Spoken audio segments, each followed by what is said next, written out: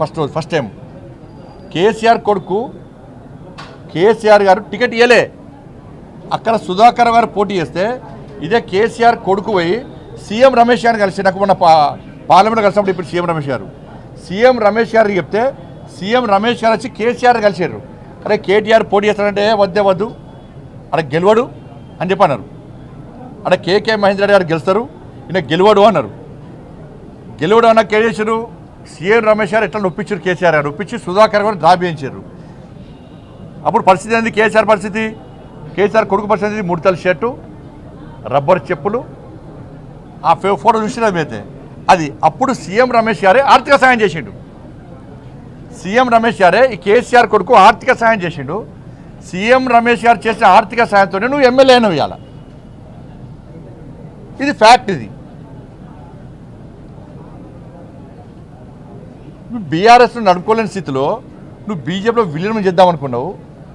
నరేంద్ర మోడీ గారు నిజామాబాద్ సభ వేదికగా క్లారిటీ ఇచ్చిండు. కేసీఆర్ గారు నాకు వచ్చిండు, నాకు ఆరోగ్యం బాగలేదు, నా కొడుకును ముఖ్యమంత్రి చేస్తా అని చెప్పన్నాడు. నేను క్లియర్గా మాది వారసత్వ రాజకీయాలకు మేము వ్యతిరేకం, మేము ఎట్టి బస్లో దాన్ని సహించము, మేము సపోర్ట్ చేయమని చెప్పి నరేంద్ర మోడీ గారు క్లారిటీగా చెప్పిండు. ఆ రోజు చెప్పిండు, బహిరంగ సభ వేదికగా చెప్పిండు. మేము మొదటి సీఎం రమేష్ గారికి అదే చెప్పారు, ఎందుకంటే వారసత్వ రాజకీయాలకు వ్యతిరేకం, మేము అవినీతికి వ్యతిరేకం. ఇవాళ బీఆర్ఎస్ పార్టీ ఏంది, ఎవరి పార్టీ బీఆర్ఎస్? బిడ్డ, కొడుకు, అల్లుడు, ఇంకానే సరకుని కొడుకు, తండ్రి, వీళ్ళ పార్టీ బీఆర్ఎస్ పార్టీ. ఎట్లా ఒప్పుకుంటాం మేము? దేశంలో కాంగ్రెస్ పార్టీ యొక్క వారసత్వ రాజకీయాల వ్యతిరేకంగా మేము ఫైట్ చేస్తున్నాం మేము. కాబట్టి నేను మళ్ళీ చెప్తున్నాను, మళ్ళీ పూర్తిగా అవినీతి కూరుకుపోయింది వాళ్ళు బీఆర్ఎస్ పార్టీ. మరి సీఎం రమేష్ గారు మాట్లాడిన దానికి ఇలా కేసీఆర్ కొడుకు సమాధానం చెప్పాలి. ఏదో మీడియా ఉంది కదని చెప్పి అది ఏం భాష ఎంత బాగా అనిపించింది అంటే, ఎవరి చలో చర్చకు సిద్ధమా, చర్చ వేదిక నేను ఏర్పాటు చేస్తాను. మీరు కరీంనగర్, హైదరాబాద్ చలో డే టు టైం కేసీఆర్ కొడుకుని డిసైడ్ చేయమను. సీఎం రమేష్ గారిని రమ్మంట, నేను ఇన్వైట్ చేస్తా, నువ్వు వస్తావా? రేవంత్ రెడ్డికి సంబంధమే. తప్పించుకునే మాటలు చెప్పకు, మళ్ళా నువ్వు తప్పించుకునే మాటలు ఏదో అందరు ఇంటర్వ్యూ అని చెప్పకు. నువ్వు సీఎం రమేష్ గారు సవాల్ చేసింది నీకు. సీఎం రమేష్ గారిని నేను ఇన్వైట్ చేస్తా, కరీంనగర్ వేదికనా, హైదరాబాద్ వేదికనా, చర్చకు నువ్వు సిద్ధమా? ఆయన చెప్పినటువంటి అనేక విషయాల మీద చర్చకు నువ్వు సిద్ధమా? పాపం సీఎం రమేష్ గారికి కేసీఆర్ కొడుకు నాస్తి కూడా తెలియదు. అందుకే నువ్వు నవ్వినావు దేవుడు అంటే నేను ఫోన్ చేసిన నిన్న అన్న, నువ్వు అట్లా పెట్టకే దేవుడిని ఒట్టు పెడతానని నాస్తి కూడా దేవుడు నమ్మ నాస్తి కూడా చెప్పిన. చర్చకు సిద్ధమా కేసీఆర్ కొడుకు చెప్పు. వేదిక మేము ఏర్పాటు చేస్తాం, దానికి కావాలి తప్ప మళ్ళీ దీనికి రేవంత్ రెడ్డి గారికి సంబంధం ఇలా. ఆ భాష ఏందన్న, నిన్న ప్రభుత్వం చాతకంతనం, ముఖ్యమంత్రి ఎవరన్నా కానీ అన్న అరే హౌలే అట, అరే హౌలే.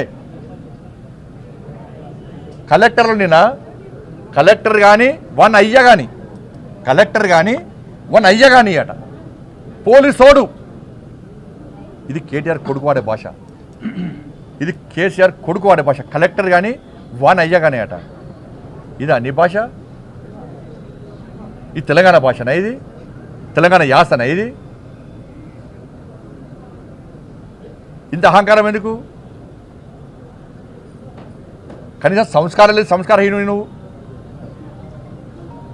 సోషల్ మీడియా వేదిక చేసుకొని దుబాయ్ సిగ్గు లేకుండా దుబాయ్ నుండి సోషల్ మీడియా నడుపుకుంటూ చెప్పిన మా కార్యకర్తలు చెప్పిన, నీ సోషల్ మీడియా మిత్రుడే పేరున్నది, వీళ్ళ పేర్లు బిడ్డ అందరూ ఒక 4 పేర్లు మా దగ్గర ఉన్నాయి. మాకు వ్యతిరేకంగా, మా పార్టీకి వ్యతిరేకంగా కాంగ్రెస్ పార్టీ వాళ్ళు అంటే భరిస్తారు. వాళ్ళు రాహుల్ గాంధీ తిట్టా భరిస్తారు, ముఖ్యమంత్రిని హరే హౌలోన భరిస్తారు, వాళ్ళ పార్టీ తిట్టా భరిస్తారు, చాదగానే వాళ్ళు కాంగ్రెస్ వాళ్ళు. కానీ నరేంద్ర మోడీ గారిని కానీ, మా ప్రభుత్వాన్ని కానీ, మా పార్టీ నాయకుల బిడ్డ ఇంకొకసారి ఆ స్క్రైబు ఈ స్క్రైబ్ పేరుతో మాట్లాడే ప్రయత్నం చేస్తే పక్కా దాడులు గ్యారెంటీ జరుగుతాయి. పక్క నేను హోమ్ మినిస్టర్కి చెప్పొద్దు, కానీ నీ అరాచకం పెరిగిపోతుంది.